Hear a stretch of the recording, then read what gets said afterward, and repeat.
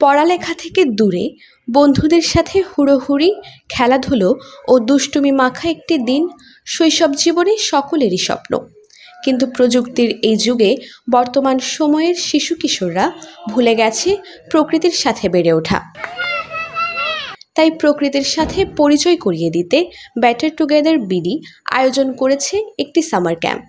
শনিবার সারাদিন ৮ থেকে ১৪ বছরের শিশু কিশোররা বন্ধুদের সাথে সময় কাটিয়েছে মেরিন ড্রাইভ সংলগ্ন সবুজ অরণ্যে ঘেরা ক্যাম্পিন কক্সে। ভোরের আলো ফোটার সাথে সাথে একঝাঁক শিশুর হৈহুল্লোড়ে মেতে ওঠে পুরো ক্যাম্প এলাকা। রেজিস্ট্রেশন সম্পন্ন করে তারা চলে যায় সমুদ্রের পাড়ে, যেখানে ১ কিলোমিটার দৌড়ে অংশগ্রহণ করে শিশুরা, যার থিম ছিল kids run for greenery future.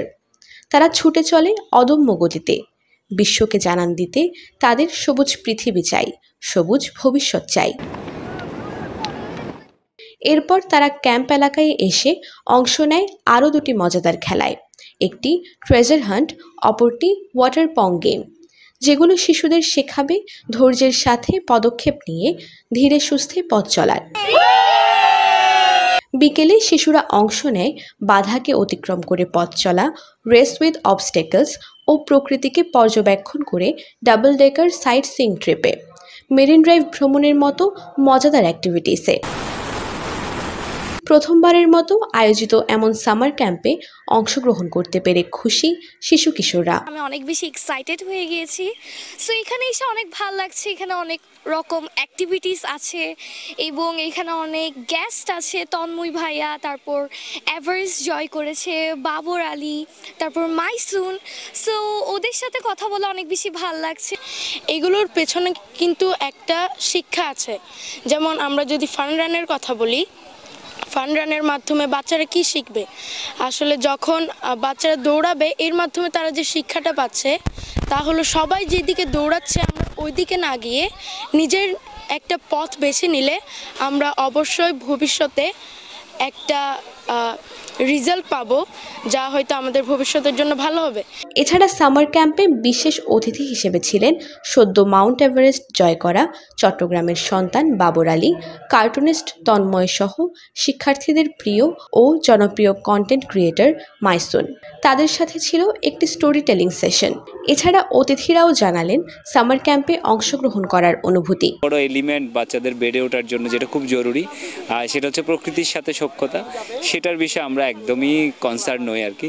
তো সেই অ্যাঙ্গেল থেকে এটা খুব ভালো একটা উদ্যোগ এবং এরকম একটা জায়গায় যেখানে আসলে নেচারকে অনেকভাবে কনজার্ভ করে রাখা হয়েছে, আর একই সাথে আউটডোর অ্যাক্টিভিটিগুলোর সাথে পরিচয় ঘটছে, নানান ধরনের ফান অ্যাক্টিভিটি, গেম এগুলো করছে।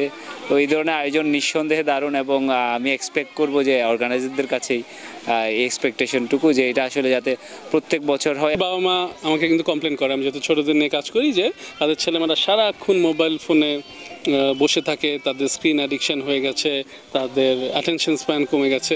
কই আজকে যে এতগুলো বাচ্চা আসছে আপনি দেখছেন একজনও মোবাইল নিয়ে বসেছিল? একজনও কিন্তু দেখাতে পারবেন না, থাকেনি। তার কারণ কি? কারণ নেচারের মধ্যে বাচ্চারা তাদের স্বাভাবিক অবস্থাতেই চলে যায়। তারা তখন খেলাধুলাই করে, গান করে, ছবি আঁকে। এই সুযোগগুলো যদি আমাদের ছেলেমেয়েদের করে দিতে পারি, তখন কিন্তু এই আসক্তিতে তারা যাবে না। শিশুদের জীবনের লক্ষ্য এবং ভবিষ্যৎ নিয়ে স্বপ্ন দেখতে সাহায্য করবে এমন একটি সামার ক্যাম্প, জানালেন আয়োজকেরা। এখানে অনেক ধরনের অ্যাক্টিভিটি ছিল, যেমন অবস্টেকলস গেম ছিল একটা, যেখানে তাদের ফিজিক্যালি একটা মেন্টালি একটা ব্যাপার কাজ করছে, যে তারা ফিটনেসের একটা ব্যাপার কাজ করছে। এছাড়া এখানে আরও একটা অ্যাক্টিভিটি ছিল, আমার তন্ময়ের সাথে বেশ কিছু ড্রয়িং অ্যাক্টিভিটি ছিল, লেসেন ছিল। এটা আসলে ওদেরকে নিয়ে সুন্দর চিন্তা করানো, একটু গ্রিন চিন্তা করা, ন্যাচারাল জিনিসগুলোকে সাথে কানেক্ট করা, বাচ্চাদের সাথে একটা নতুন বন্ধুত্ব তৈরি করা, ফ্রেন্ডশিপ তৈরি করা, অনেক বিষয় ছিল। সন্ধ্যায় ক্যাম্প ফায়ারের মাধ্যমে সমাপনী অনুষ্ঠান সম্পন্ন হয়। আফজারা রিয়া, টেটিয়ান।